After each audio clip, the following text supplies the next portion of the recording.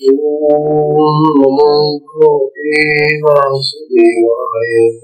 ओम नमो भगवते वासुदेवाय। ओम नमो भगवते वासुदेवाय। ओम नमो भगवते वासुदेवाय। ओम नमो भगवते वासुदेवाय। श्री सद्गुरुनाथ महाराज की जय।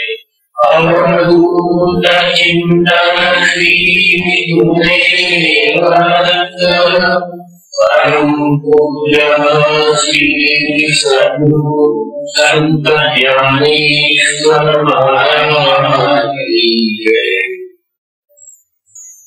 परम पूजनीय श्री सद्गुरु संत ज्ञानेश्वर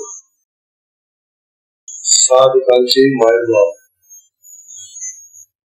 बाल योगी आणि भगवान विष्णूचे अवतार असलेले यांचा श्री 65 हा ग्रंथ पाहण्यापूर्वी आज आपल्या या विशेष आशीर्वाद परमपूज्य श्री स्वामी गोविंदानंद तीर्थजी महाराज आणि त्याचे ब्रह्मचारी सुरूभाईजी आलेले आहेत। हा मोठा भाग्याचा उद्या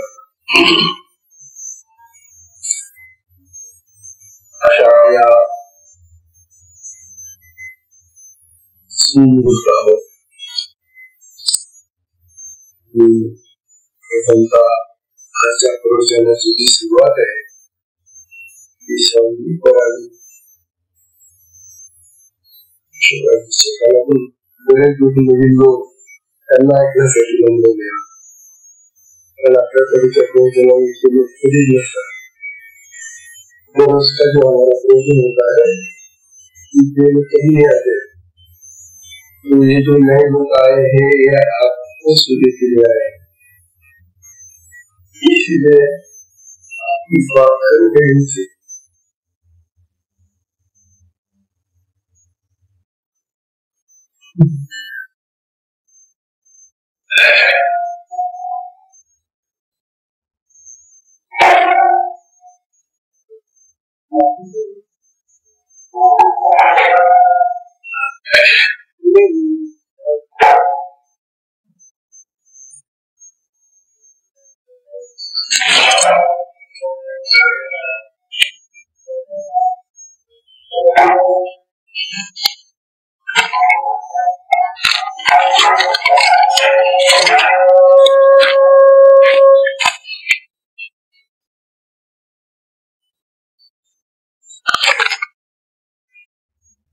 साधक बहनों और भाई,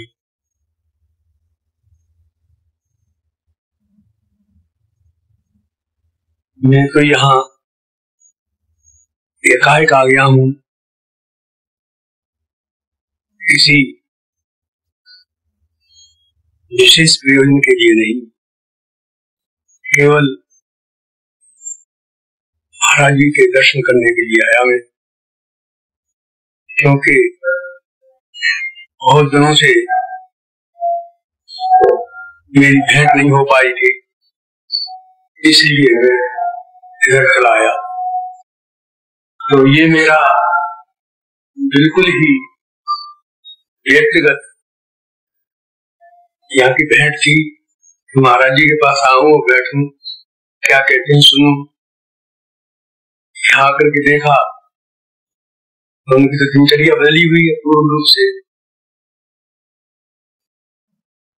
जो सुनता था, पढ़ता था, शास्त्रों में मैंने देखा है साधारण वो चल रहे हैं यहाँ। यद्यपि इस प्रकार से चलना बड़ा दुरूह है, लेकिन उन्होंने उसको मार्ग को पकड़ा है। वो चल रहे हैं। मैंने आज का दिन अनुभव किया, अच्छा है। इसकी मैं प्रशंसा करता हूँ। इस कार्यक्रम की इसलिए प्रशंसा करता हूँ कि संन्यास लेने के उपरांत जो दृष्टिगोचर होता है जगत, वो जगत से हमारा लेना देना कुछ नहीं होना चाहिए, परंतु ये शरीर धारण किया हुआ है, इस शरीर के पंच कोशों में आत्म तत्व निवास करता है। हर एक जीवधारी में आत्म तत्व है निश्चित रूप से, जिसके कभी सोचना नहीं चाहिए कि हम परमात्मा से अलग हैं। परमात्मा हमने विद्यमान है। ईश्वर सर्वभूतानां तिष्ठति अर्जुन, भ्राम्यं सर्वभूतानि, तो वो केवल इस यंत्र रूपी शरीर में उसके प्रारब्ध के अनुसार जीव को घुमाता रहता है और स्वयं देखता रहता है सब कुछ। ऐसा परब्रह्म परमात्मा है। जब वो भाषित हो जाता है तदा दृष्टा स्वरूप अवस्थाना, जब साधक के हृदय में दृष्टा है, दृष्टा जो उसका दृष्टा को देखना शुरू कर देता है, तो फिर संसार उसका लिप्त नहीं रहता, संसार उससे अलिप्त हो जाता है, अदृश्य हो जाता है। तो उस संसार को अदृश्य करने के लिए महाराज जी ने इस प्रकार का अपना कार्यक्रम अपना रखा है। मैं इसकी प्रशंसा करता हूँ। और अभी मैंने आज दोपहर थोड़ा सा चर्चा हुई थी मेरी, महाराज जी ने 62-65 योगियां हैं जो ज्ञानेश्वर महाराज जी ने लिख करके चांगदेव स्वामी जी दिया। चांगदेव तो चेतन शेर के ऊपर बैठ करके आए हुए थे, हाथ में सर्प लिया हुआ था, और ये तो बालक थे चारों, ये दीवार पर बैठे हुए थे। तो चांगदेव अपनी अनेकों विद्याओं से पारंगत थे, अपनी विभूति दिखाने के लिए आए हुए थे, लेकिन उनको उल्टा ही उनके से विपरीत पड़ा। ज्ञानदेव जी ने कहा, अरे अचेतन दीवाल जिस पर हम बैठे हुए हैं, स्वागत करो इनका। चल करके वहां पहुंच गई शेर के पास। चांगदेव जी को देख करके बड़ी हैरत हुई, बड़ा अचंभा हुआ कि ऐसा कैसे हो गया, ये बालक इतने पहुंचे हुए हैं। तब उन्होंने कोई पत्र दिया उनको। पत्र में लिखे क्या, पत्र में इनको ऊंचा माने कि नीचा माने, क्या लिखे क्या न लिखे, इसलिए पूरा पत्र कागज दे दिया, पूरा कागज दे दिया। पूरा कागज उन्होंने सबने देखा। मुक्ताबाई जो उनकी बहन थी, बहुत विद्वान थी, आत्म तत्व का उसने जो निरीक्षण किया था, मैं समझता हूँ तीनों भाइयों से भी ऊपर थी। उसने कहा इनको लिख दे दो, तो कोरा है, कोरा कागज दे दिया इसने, पूरा बना हुआ है, इसलिए इसको दे दिया। 65 ओवियों में उन्होंने जो लिख के रखा है, जिसको स्वामी जी आज से आपके यहाँ प्रारंभ करने वाले हैं। स्वामी जी ने कहा कि हिंदी में कहूँ कि अंग्रेजी में कहूँ कि मराठी भाषा में कहूँ, किस भाषा में कहूँ। ने कहा आपने जो कार्यक्रम बनाया है उसी भाषा में आप कहिए, मैं सुनूंगा, समझ में जितना आएगा उतना आएगा, लेकिन जिस तो उसकी समझ मेरी में आ जाएगी, ऐसी बात नहीं, जो भी कहेंगे। तो मैं यहाँ कोई प्रवचन करने नहीं आया था, और न प्रवचन करने की मुझे कोई ऐसी योग्यता ही है कि मैं महाराज जी के सामने ज्यादा प्रवचन कर सकूं। तो उनके साथ में उनका मेरा संन्यास हुआ, मेरे साथ ही तो उनके यहाँ आ गया, और जहाँ बहुत दिनों से नहीं मिल पा रही थी अभी। मैंने कहा मिलना होता है न होता है, साथ साथ संन्यास हुआ चले गए, इसलिए मैं आ गया था। मैं उनसे निवेदन करता हूँ आपके सामने जो कुछ भी कहेंगे उसको भी मैं मन लगा कर सुनूंगा। सुन करके मैंने उन ओडियो को पढ़ा है, देखा है, लेकिन मैं उनका विशेष तरह नहीं समझ सकता कि मैं मराठी नहीं जानता, इवन संस्कृत भी नहीं जानता। संस्कृत मैंने पढ़ा नहीं, क्योंकि हिंदी मेरा विषय रहा है, तो संस्कृत चीजों को पढ़ लेता हूँ, संस्कृत सकता हूँ। तो इस प्रकार से इसको मराठी में नहीं बोलता, लेकिन लोगों की भाषा को बीच बीच में जहाँ सुनता रहा हूँ उसके आधार मैं आपसे पुनः निवेदन करता हूँ कि आप हरिओम।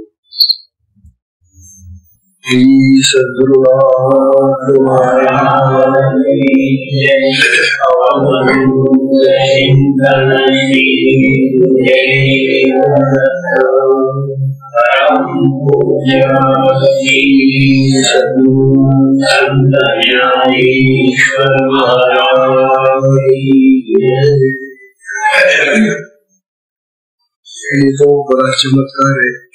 ज्ञानेश्वर महाराज बहुत चमत्कार करते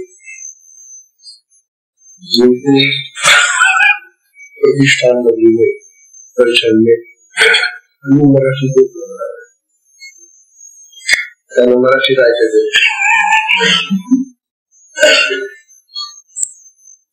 पैठणमध्ये असताना ज्ञानेश्वर महाराजांनी एका रेड्याच्या मुखातून सगळ्यांनी ऐकलेले देवने ऐकलेल्या मुखातून पण इथे एक रेडा बसलेला आहे, त्याच्या मुखातून आता ते बोलत हा चमत्कार असं मी त्यांना बोलायला सांगत होतो आणि पुन्हा त्याकडे आलेले ज्ञानेश्वर महाराज आपला हा जो ग्रंथ चाललेला आहे या ठिकाणी आपले सगळे साधक आलेले हा ग्रंथ अप्रतिम लाभदायक आहे, साधकांनी हा ऐकलाच पाहिजे। त्यामुळे आता जो अतिशय उंचीवरचा ब्रह्मा स्वरूपाचा जो उपदेश होता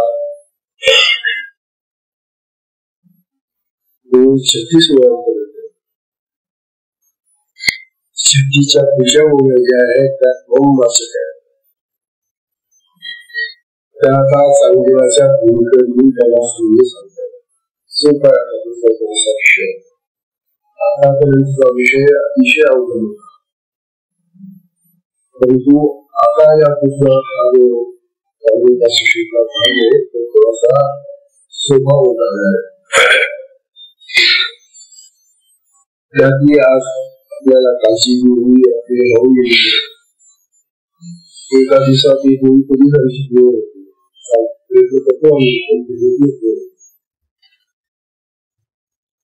काशी होऊन अशी होती की आपण राहिली बघा तुम्हाला ही मुली समजते का, मी मुली वाचतो, शब्द सोपे पण शब्दांचा जो अर्थ आहे तो गहन, त्या गहन अर्थाने शिर्या कामकापासून ती साधली आहे। दया पुत्र तू वटेश्वराचा, दया पुत्र तू वटेश्वराचा, रवा जैसा कापुराचा, रवा जैसा कापुराचा, सांगया मग तुझ आपण याचा, सांगया मग तुझ आपण याचा बोल ऐके। अशी या ओळीमधून काही ज्ञान होण्याचा संधी, परंतु ही जी ओळी आहे यातले जे शब्द आहेत ते शब्द सोपे आहेत, परंतु शब्दांच्या अंतर्गत असलेला जो मूळ असा अर्थ आहे तो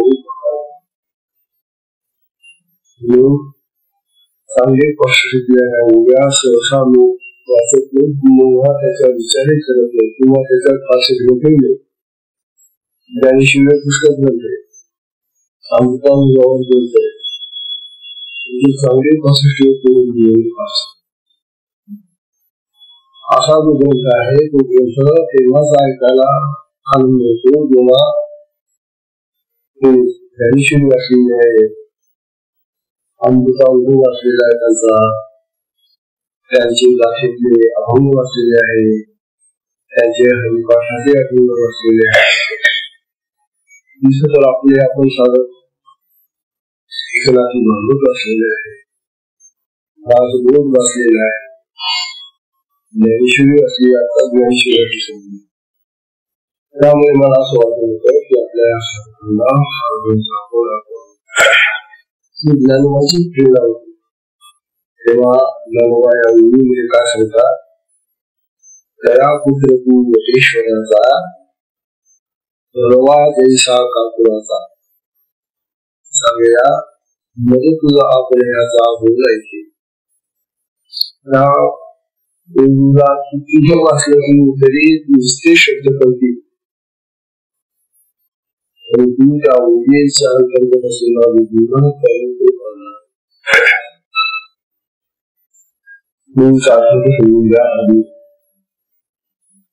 त्या ओळीमध्ये ज्ञानोबा म्हणतात, अरे चांगलेवा,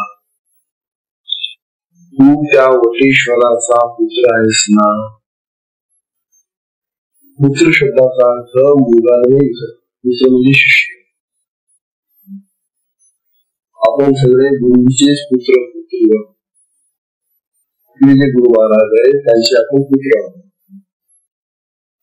प्रत्येक शिष्य हा गुरुपुत्र असतो. गुरुपुत्र हा शब्द शिष्याला वापरतात.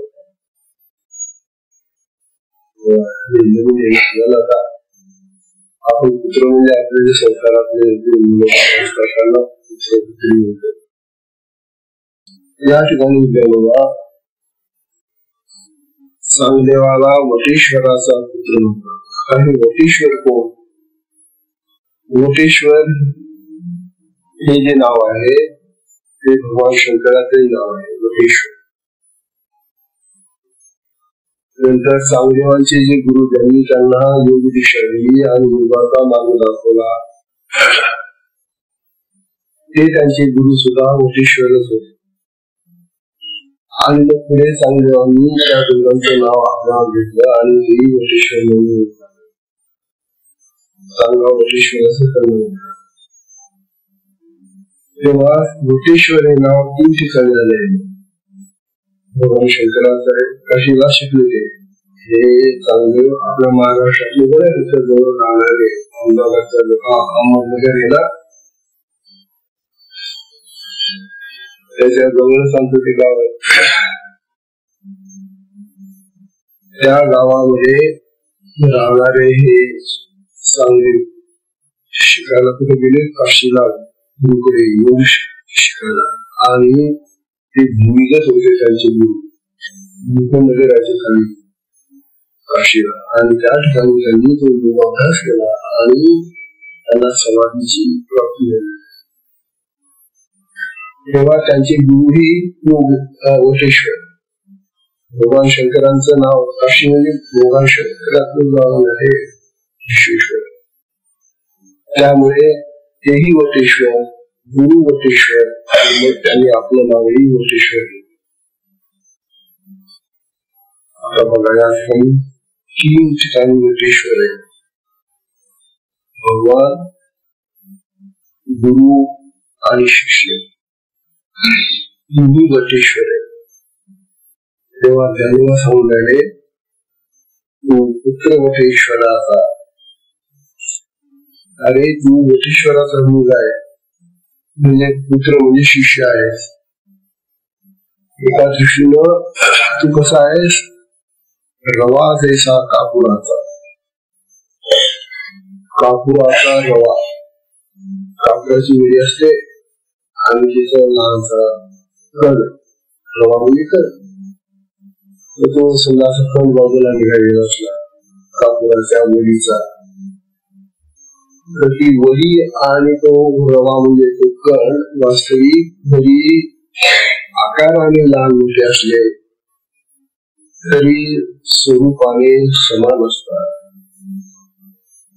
कारण जे गुण त्या वरीत आहे कापुराच्या तेच गुण त्या लाशा कणात आहे. कारण तो कापुराचा कण आहे ना,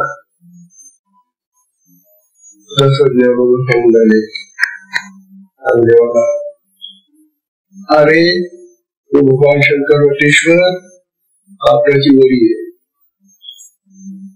हे गुरु तुझे वटेश्वर हे वरी आहे कापराची आणि तू त्यांचा कण आहे. आता कण आणि वरी याच्यामध्ये जसं साम्य आहे तसंच तुझ्यामध्ये आणि त्या गुरुमध्ये आणि त्या भगवान शंकरामध्ये साम्य आहे. हे दिसलं का? हे आपल्यालाही दिसलेलं नाहीये. आपणही कधी पाहत नाही. आपण दररोज दत्त मंदिरात जातो तिथं ते जे भगवान दत्तात्रय आहे कोणते भगवान ते परमात्मा, तो परमात्मा गुरु आपले आणि आपण शिष्य, आपण आत्मदृष्टीने एक रूप असतो. भगवान आत्माच आहे, परमात्मा आहे, गुरु परमात्मा आणि शिष्यही मोठा आहे. परमात्मा नाही, शिष्यही परमात्मा. कारण आत्मा आहेच ना. आत्मा ब्रह्म परमात्मा सगळीकडे सारखाच भरलेलं आहे. तेव्हा त्यानं सांगता अरे तू विसरलास, देवा तू हे विसरलास की तू त्या वटेश्वराचा शिष्य आहे आणि ते वटेश्वर म्हणजे ती वरी एक कापराची, ते भगवान शंकर वरी एक कापराची आणि तू त्यांचा एक रवा म्हणजे कण आहे सगळे. तेव्हा ठिकाणमध्ये जसं साम्य तसंच जाणवा झालेले की आत्मदृष्टीने आपण आपल्या गुरूंच्या सारखेच असतो. जसं आपल्या देहामध्ये आत्मा असतो तसा गुरूंच्या देहातही आत्मा आहे.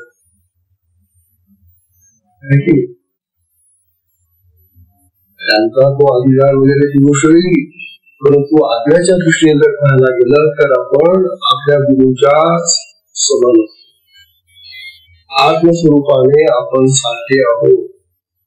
हे गरवा हे आपल्याही लक्षात येत नाही की आपण आपल्या गुरुशी आत्मस्वरूपाने एकरूप आहोत. आपले गुरु आणि आपण शिष्य हे आत्म्याच्या दृष्टीने समान आणि गुरुमध्ये तोच आत्मा आहे, तो आत्मा आपल्या देहात आहे. मग असं आहे तर लक्ष कुठे द्यायला पाहिजे, ह्याकडे नाही. आपण गुरुच्या ध्यानाकडे लक्ष देतो, बाहेरचा आकार पाहतो. आपलं सगळं दर्शन बाह्य दर्शन असतं. गुरु असे नसतात हे समजलेलं. सांगया मज तुझं आपण याचा बोल ऐके. अरे चांगदेवा तू आणि मी सुद्धा एक रूप आहोत. ज्ञानवाणी समजायला त्याला मदत तुझं आपण याचा आपण दोघं एक रूप आहोत. चांगदेव केवढे 1400 वर्षाचे, ज्ञानोबा केवढे 14 वर्षाचे. आणि ज्ञानोबा सांगा समजून राहिले चांगदेवा तू आणि मी सारखे आहोत. कुठल्या दृष्टीने, वयाच्या दृष्टीने, शरीराच्या दृष्टीने, बाह्य नाही, अंतरात्म्याच्या दृष्टीने तुझा जो आत्मा आहे तोच माझाही आहे. तेव्हा आत्मदृष्टीने आपण समान आहोत.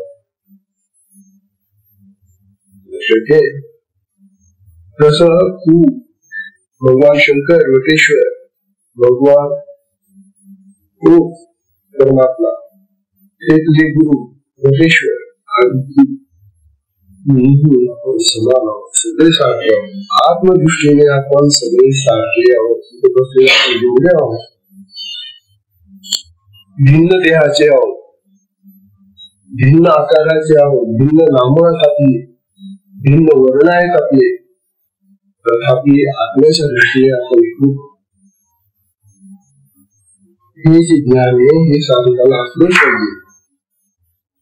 हे जर ज्ञान असलं, हे जर ठसलं आपलं, तर आम्ही कधीच एकमेकाची निंदा करणार नाही, कधी एकमेकाचं शत्रुत्व करणार नाही, कधी मत्सर करणार नाही, कधी द्वेष करणार नाही.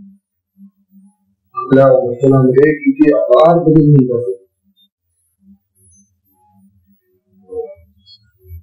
तेव्हा म्हणतात, चांगदेवा तू आणि मी दोघे एकूणच आहोत. आता हे एकत्वाचं स्वरूप कसं आहे ते आता बोल ऐके. हे शेवटी देवता तू माझे म्हणणं ऐकत आम्ही का करत होतो. आता आपण कसे आहोत, सारखे कसे, उपदेश देणारा आणि उपदेश घेणारा दोघे आत्मदृष्टीने सारखे आहेत.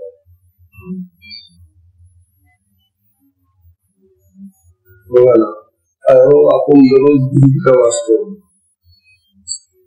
गुरुगीतेमधला हा श्लोक का सांगतो, पाचवा श्लोक आहे गुरुगीतेमधला. दुर्लभम त्रिषु लोकेषु, दुर्लभम त्रिषु लोकेषु तशृणुष्व वदाम्यहम्. या तिन्ही लोकांमध्ये जे दुर्लभ आहे, कठीण आहे प्राप्त करायला, ते मी तुला सांगतोय. कोण सांगते इथं? भगवान शंकर. शिव सांगताय माता पार्वतीला, हे पार्वती, जे तिन्ही लोकांमध्ये दुर्लभ आहेत प्राप्त करायला, अशी जी गोष्ट आहे मी तुला आठवते. शिव म्हणजे वदाम्यहम् सांगतो.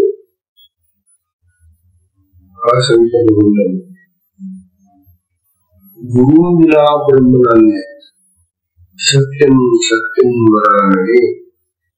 हे वरानने, वरानने हा शब्द फार महत्वाचा आहे. भगवान शंकर पार्वती मातेची स्तुती करताय. ते म्हणतात, हे वरानने ब्रह्म आनंद यस्यासा.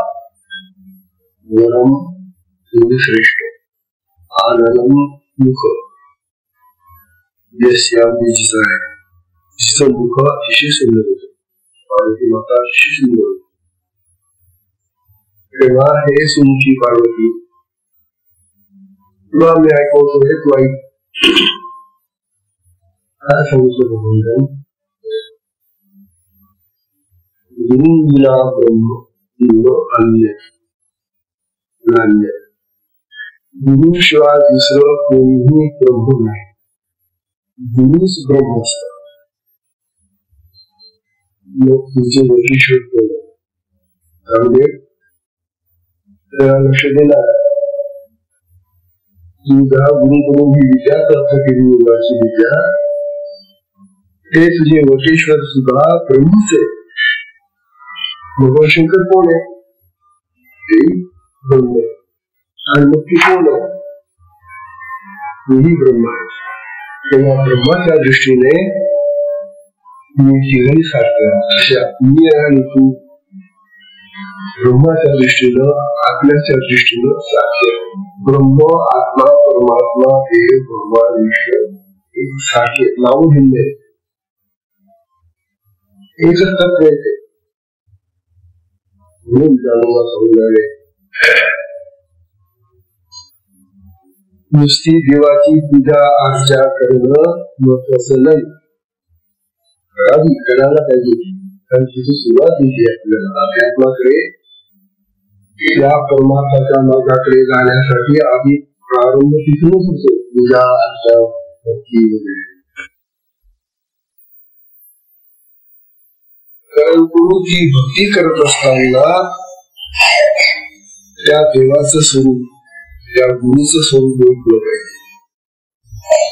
आणि ते जर ओळखलं नसेल, देव म्हणजे एक दगडाची मूर्ती आहे आणि मी एक असा भक्त आहे, पूजा करतोय, त्यांना गंध लावतो, फुलं वाहतो, हे करतो, देव वेगळा आणि मी वेगळा असा जर पूजा करण्याचा भाव असेल तर ती पूजा व्यर्थ. त्या पूजेला काहीच अर्थ नाही. ती पूजा एवढ्यासाठी आहे की मी माझीच पूजा करतो त्या देवाच्या रूपाने, त्या मूर्तीच्या रूपाने. त्या मूर्तीमध्ये जे चैतन्य आहे ते माझंच चैतन्य आहे आणि म्हणूनच आपण प्राण प्रतिष्ठा करतो. प्राण प्रतिष्ठा करणं याचा अर्थ आपल्या मंदिरामध्ये भगवान दत्तात्रयाची जी मूर्ती आहे तिची प्राण प्रतिष्ठा आपल्या स्वामीजींच्या हातून झाली. जसा योगेश्वर यांचा प्राण त्या मूर्तीमध्ये गेलेला आहे, तो आत्मा, हे प्राण चैतन्य यांनी त्या मूर्तीमध्ये उठलेले आहे आणि म्हणून ती मूर्ती चैतन्यमय झालेली मूर्ती, ती काही साधी मूर्ती नाही बदलायची. एवढा योग आला बघा आपल्याला की ज्यांनी या आपल्या मूर्तीची प्राण प्रतिष्ठा केली. असे महात्मे आपला या वेळेला लाभावे आणि विषय तो चाललेला आहे.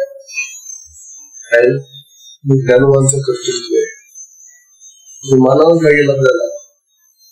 त्याला आम्ही त्याला म्हणता नाही तर या वेळेला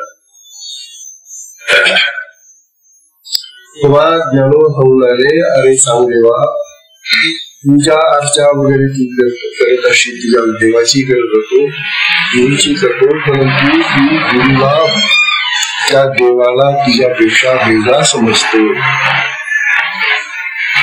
आणि असं वेगळं समजणं म्हणजे त्या पूजेला काहीच अर्थ नाही. पूजा करताना भगवान आणि मी, गुरु आणि मी आत्मस्वरूपाने आम्ही एक आहोत हा भाव पाहिजे.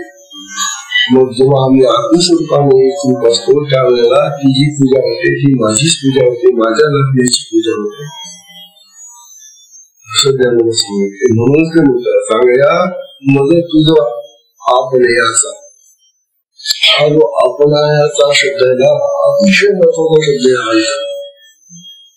तू आणि मी आपण दोघे एकच आहोत, एक आहोत याचा अर्थ आत्मदृष्टीने आपण येतो. तेव्हा ज्ञानोबांचा हा शब्द ऐकल्यानंतर निराश व्हायला लागला.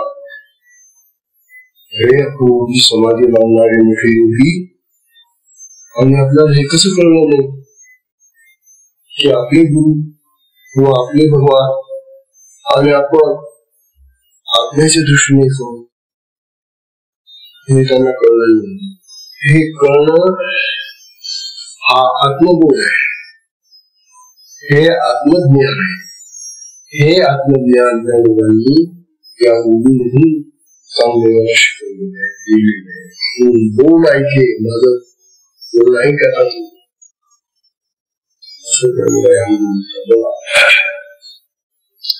ज्ञानोबांनी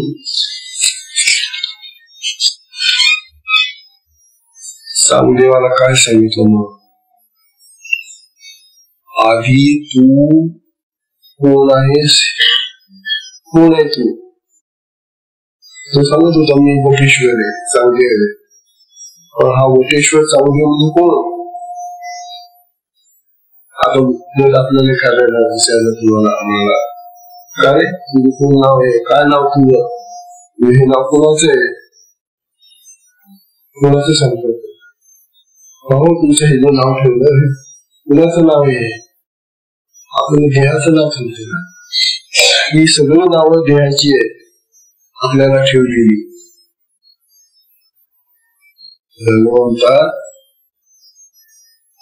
हा जो तुझा देह भाव आहे देहाला मोठी आलं. मी कोण झालो मग देह झालो. मी देह आहे या भावनेने आम्ही जगत असतो. आपला सगळा संसार देह भावनेने चाललेला आहे, याला जीव म्हणतात. मी कोण आहे? देह आहे. हा जीवभाव जोपर्यंत आमच्यामध्ये आहे तोपर्यंत आम्हाला शिवभाव येणारच नाही. शिवभाव म्हणजे आत्मभाव, आत्मस्वरूप. आणि तो शिवभाव यावा म्हणून ज्ञानोबा त्यांना सांगू लागले की तू तुझा जीवभाव विसरलेला नाहीस.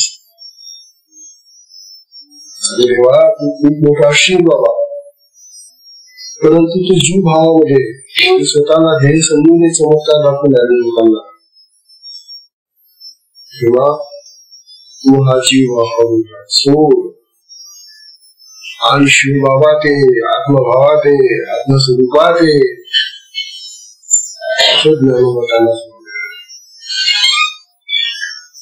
ज्ञानेश्वरांची फार सुंदर उभी आहे पा. ज्ञानोबा सांगत ज्ञानेश्वरी मध्ये आलेली आता ही पण ज्ञानेश्वरी आतापासून झालेली आहे.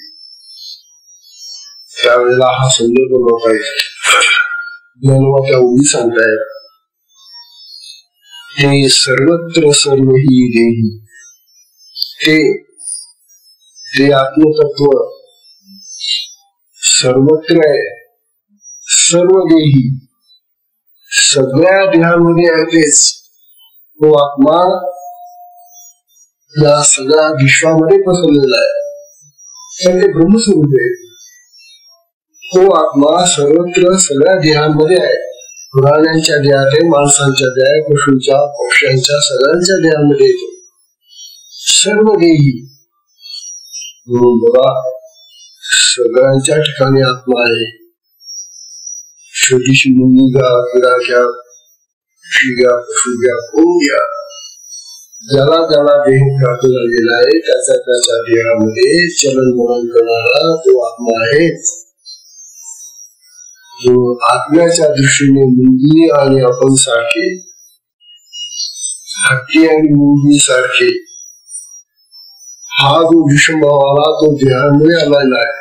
मी मोठा तू छोटा, जी धाकटा आणि मी मोठा, मी चांगला आणि तू वाईट, हे जे आलेलं आहे हे सगळं बाह्य आहे. खरं जे आपलं स्वरूप आहे ते आत्मस्वरूप आहे आणि ते कायम राहणार आहे ना, ते चिरंतन आहे. हे जे बाह्य स्वरूप आलेलं आहे ना हे बदलणार आहे, नश्वर आहे, नाशवान. हे समजलं सांग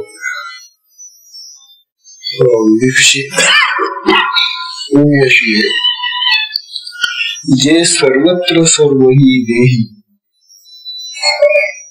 जया करिताही घातू नाही. जे सगळ्यांमध्ये सगळीकडे पसरलेलं जे आत्मतत्व आहे त्याचा कधीही घात होतो. ते नाश होतो का? घात होतो का त्याचा? कारण ते चिरंतन आहे. आपल्या देहामध्ये असलेला हा जो आत्मराज आहे तो आपल्या या आत्ताच्या देहात आहे. तो यापूर्वी आपले जे अनेक देह झाले त्या देहांमध्ये तोच होता आणि यापुढे जितके देह होतील आपले त्या देहांमध्ये हाच आपला राहणार आहे. सगळे जे आहे शरीर आरामासाचं हे बदलत जाईल. आज माणसाचं आहे, उद्या कुठल्या जनावरांचं आहे, कुठल्या प्राण्याचं आहे, कुठल्या पक्ष्याचं आहे, काही पण नाही. आपली जशी करणी असेल तशी घडून आहे. शरीर बदलून जातात, बदलतात, परंतु आत्मा बदलत. आत्मा तोच राहतो आपला. म्हणून महत्व कशाला द्यायला पाहिजे? आपल्याला चांगले वा तुझं इथं चुकलं, तू शरीराकडे लक्ष दिलं, शरीर महत्वाचं मानलं आणि शरीर महत्वाचं मानल्यामुळे आपल्याकडे दुर्लक्ष झालं. आपलं तेच म्हणताना आपण आपल्या या देहाला सजवतो, त्याला शृंगारतो, त्याला कपडे घालतो, त्याला नाना प्रकारे पण आपल्याकडे कधी वाटतो का? कसं नाव घेतो का? म्हणून आत्मविचार करा. सगळ्यांना चांगली होणं शिकवत आहे.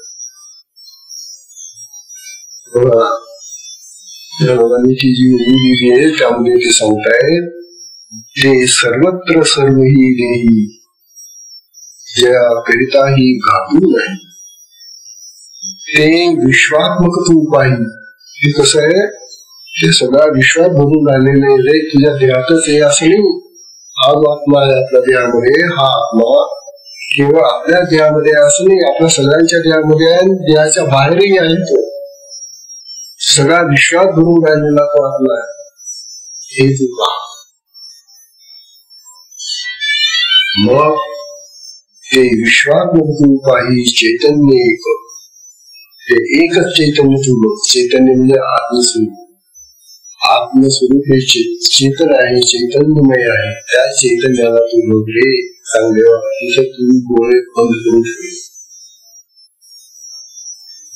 आपलं तसं झालेलं म्हणून साधकांनी हे अवश्य वाचलं गेलं पाहिजे. जसे चांगदेवाचे डोळे उघडतात, हे वाचल्यानंतर आपले डोळे उघडतात चांगलं. आणि हे जे डोळे आहेत आपले, हे डोळे निघत, हे डोळे तर आपले उघडे, पण खरे डोळे आपले ज्ञानचक्षु आहे. ते ज्ञानचक्षु उघडतात, हे दिव्यचक्षु आहेत आपले. हे डोळे आपले जगाचं दर्शन घेणारे डोळे. म्हणून बाबा सांगतात देवा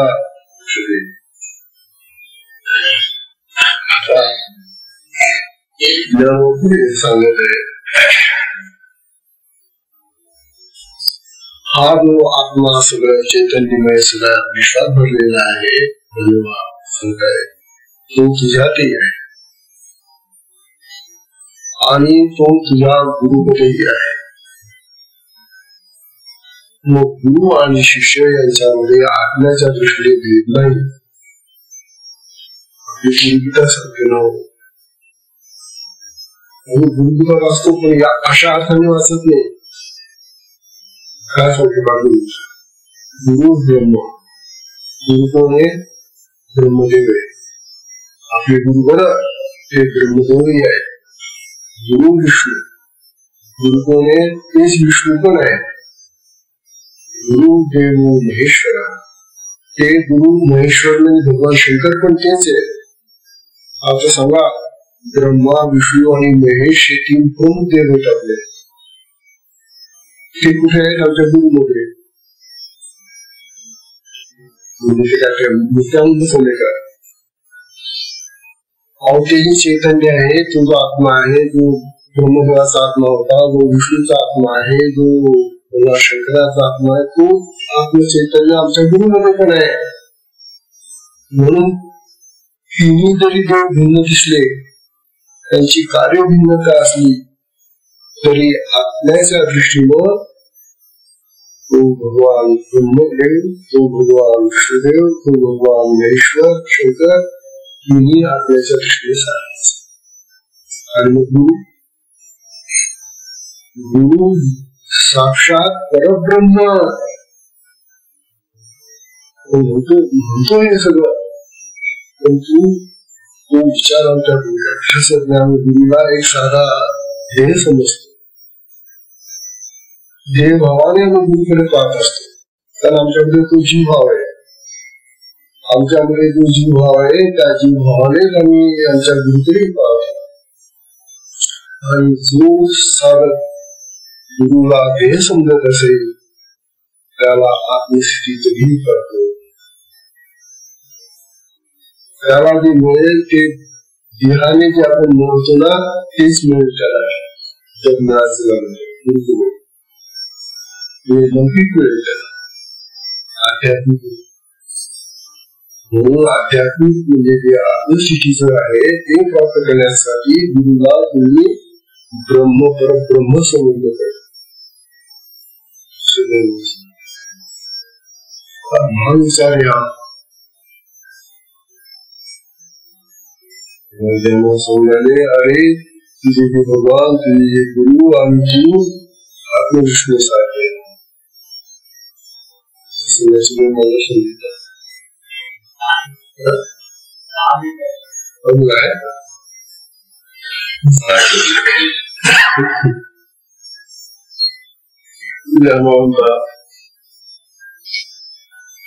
देवा तू देह नसून आत्माच आहे आणि तुला सांगणारा हा ज्ञानदेवही हा देह नसून आत्माच आहे. आता ही दोन आत्म्यांची भेट होते. आपल्याला काय मी जरी 1400 वर्षाचा नेता असला आणि मी जरी लहान बाळ असलो तरी आत्म्याच्या दृष्टीने आपण समान आहोत, सारखे आहोत. तेव्हा आपण एक रूप आहोत. आणि जर आपण एक रूप असेल आहोत तर मी तुला जे सांगतोय ना, मी तुला जे देतोय ना, ते आत्मस्वरूप देतोय. म्हणून दुसरं काहीच नाही देण्यासारखं. जन्म सांगतो तुला घेण्यासारखं काय होतं. मी तर लहान बाळ आहे, मी तर आता जन्माला आलेलो आहे. मी तुला काय देऊ शकतो? मी तुला हे देऊ शकतो की माझ्यामध्ये जे आहे ते तुला देतोय. आत्मचैतन्य देतात, आत्मस्वरूप देतात देवाला. आणि मग ते म्हणतात का त्यांची इथंच उभी आली. या ज्या उभ्या त्यावेळेला आपण वाचल्या, त्यांची वाचली त्यावेळेला ज्या उभ्या वाचल्या त्यांची संदर्भ त्यावेळेला काही नाही टाकला. पण आता ही संदर्भ कळायला लागलेले. ज्ञानेश्वर म्हणतात हे ब्रह्मसिटी निश्चय. अरे चांगलेवा, ही जी ब्रह्मसिटी आहे, ही जी आत्मसिटी आहे ती कशी आहे? निस्सीम. निस्सीम म्हणजे जिला सीमा नाही, अपार आहे. आत्मा केवढा आहे हे सांगू शकता तुम्ही की माझा देह केवढा आहे, किती उंच आहे, किती जाड आहे, किती वजन आहे, सगळं सांगू शकता देहाचं बरोबर. पण ज्या देहामध्ये आत्मा भरलेला आहे तो आत्मा केवढा आहे कोण सांगेल? देहाचं वर्णन करतो आपण, म्हणून देहावरच जास्त लक्ष असतं आपलं, आत्म्याकडे. हा आत्मा आपल्या देहापेक्षा कितीतरी पटीने, अनंत पटीने मोठा आहे. कारण तो आतही भरलेला आहे कणाकणामध्ये देहाच्या, आणि देहाच्या बाहेरच्या कणाकणामध्ये सगळा विश्वास भरलेला आहे. मग आत्मा लहान का देह लहान?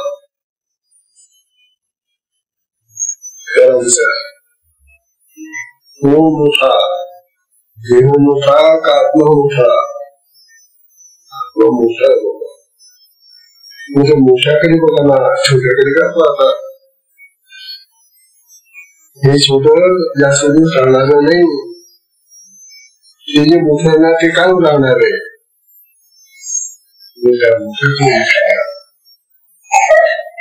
ब्रह्मसिटी निश्चय.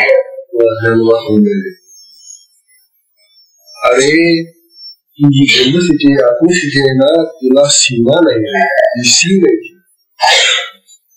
जे अनुभविता निष्काम, या ब्रह्मस्थितीला जर तुला अनुभवायचं असेल, तिचा अनुभव घ्यायचा आहे का तुला, तर तुला निष्काम व्हावं लागेल. बघा किती फरक आहे आता याच्यामध्ये. आपल्याला जगातल्या गोष्टी जेव्हा प्राप्त करायच्या असतात, जगाचे लाभ जेव्हा प्राप्त करायचे असतात, त्यावेळेला आपल्या चित्तामध्ये कामना असतात, इच्छा असतात. हे तर खरं की आपल्याला जे काही मिळवायचं असेल संसारामध्ये ते प्राप्त करण्यासाठी आधी इच्छा निर्माण होते की नाही, कामना. मग कामनेनं जगाचा संसार आम्ही जमवतो. जगामधून आम्ही कामना करून सगळं जमवत असतो. घर, घरातलं सामान, घरातले पदार्थ सगळं काय जमवलेलं आहे आम्ही. ते कसं जमवलं? कारण आमच्या अंतकरणामध्ये कामना होती, इच्छा आहे. परंतु आत्मस्वरूप निष्काम स्थितीमध्ये तिथे तुम्हाला कामना करायची गरजच नाही. किती विरुद्ध आहे बघा ना. संसाराला जमवताना कामना, इच्छा, वासना द्याव्या लागतात, आणि आत्म्याकडे जाताना त्या कामना सोडून द्याव्या लागतात, त्या वासना टाकून द्याव्या लागतात, त्या इच्छा सोडून द्याव्या लागतात. तर तो आत्मा प्राप्त होतो. आम्ही काय करतो, जसं हे प्राप्त करण्यासाठी कामना करतो ना, तसंच आत्मा प्राप्त करण्यासाठी कामना करतो.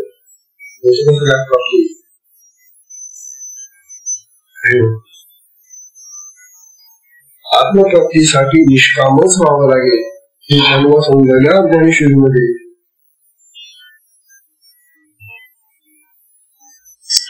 म्हणतात जे अनुभूता निष्काम त्याचा अनुभव घ्यायचा असेल तर तुम्हाला निष्काम वादने परब्रह्म अनायासे. अरे हे परब्रह्म तुम्हाला आता अनायासे लाभलेले घ्या फायदा त्याचा आणि तो फायदा आपल्याला या देहामध्ये निश्चित देहातच घेता येतो. ज्ञानवा समजायला तुम्हाला जर परब्रह्माचा अनुभव घ्यायचा असेल आत्म्याचा अनुभव घ्यायचा असेल तर तो आत्मानुभव या मनुष्य देहानेच घेता येतो. अन्य देहामध्ये नाही. अन्य देह नुसते भोग घेणारे देह. मनुष्य देह हा एकच असा देह आहे की त्या देहाने आपल्याला ब्रह्मस्थिती प्राप्त करते. मग अनायास लाभलेलं ते घ्यायला फायदा या देहाचा संसारातून दिलं तो आत्मही तुम्हाला दिलं. परंतु आधी आत्मा प्राप्त करा आणि मग त्या आत्मामध्ये भरलेलं सगळं जे आहे ना ते तुम्हाला मिळेल. चांगला तू वटेश्वराचा पुत्र आहेस म्हणजे गुरुपुत्र आहेस. त्यांच्या कृपा प्रसादानेच तुला हे आत्मस्वरूप प्राप्त व्हायला पाहिजे होतं. खरं तुझे म्हटलं तसं घेतलं नव्हतं. कारण गुरुच्या कृपेशिवाय आत्मसिद्धी प्राप्त होत नाही हा सिद्धांत आहे. बघा गुरुगीता सांगतात आपली गुरुगीता आपण वाचतो आणि ती गुरुगीता सांगते गुरु कृपा प्रसादेन आत्मारामं निरीक्षेत. ऐकली गुरुगीतेचा श्लोक आहे. गुरु कृपा प्रसादेन गुरु कृपेचा प्रसाद झाला मग तुम्ही आत्म्याचं निरीक्षण करू शकता. गुरु कृपा प्रसादेन आत्मारामं निरीक्षेत. त्या आत्मारामाचं तुम्ही निरीक्षण करायला त्याची संपादन करायला आणि मग अनेक गुरुमार्गेन मग हा जो गुरुमार्ग आहे या कृपेने आम्हाला आत्म्याचं निरीक्षण करता आलं. अशी जी आत्मसाधना त्या मार्गाने मग स्वात्मज्ञान प्रवर्तते. मग आपलं आत्मज्ञान प्रगत होईल. आपल्या अंतरामध्ये असलेला जो आत्मा आणि त्याचं ज्ञान आहे ना ते प्रगट होण्यासाठी गुरुचा प्रसाद घे गुरुची कृपा घे आणि त्या गुरुच्या कृपेनं तुला ते वरदान मिळेल आणि त्या वरदानाने तुला ते साधन येणं ते साध्य होईल रे. देवा तू हे केलं नाही. सुंदर विचार विषय हा सुंदर विषय राहिलेले आहे.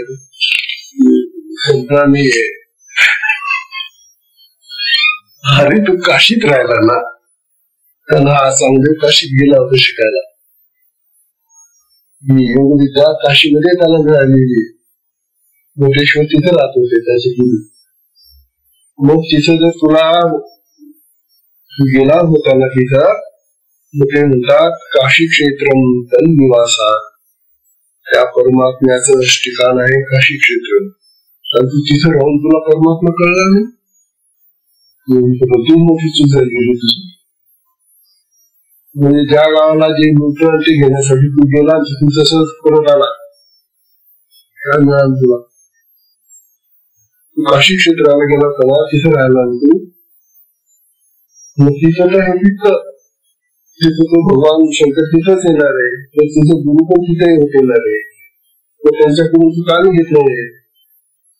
काशी क्षेत्र निवास जान्हवी श्रवण होत. आता या गुरुगीतेतला हा जो श्लोक आहे याचाही अर्थ समजून घ्या महाराज. गुरु जिथं असतात आपले तेच काशी क्षेत्र असत हे समजा. प्रत्यक्ष काशीलाच होता मला आपण तर काही गेलो काशीला पण आपले गुरु जिथं असतात ते जे क्षेत्र आहे तेच काशी क्षेत्र समजायचं. मग त्या काशीला गंगा वाहते, गंगा नदी आहे.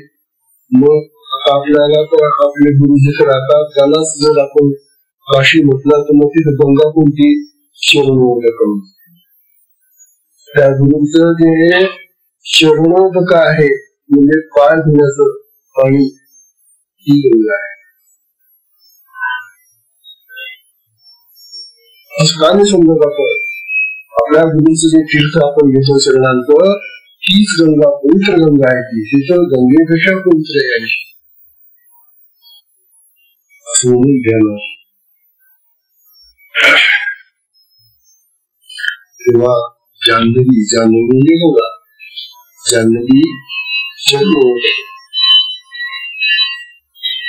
गुरु विश्वेश्वर साक्षात. जसा तो विश्वेश्वर भगवान शंकर त्या काशीमध्ये आहे, तो साक्षात विश्वेश्वर आहे, विश्वाचा ईश्वर आहे. तसे गुरु आमचे साक्षात विश्वेश्वर आहेत असं म्हणा.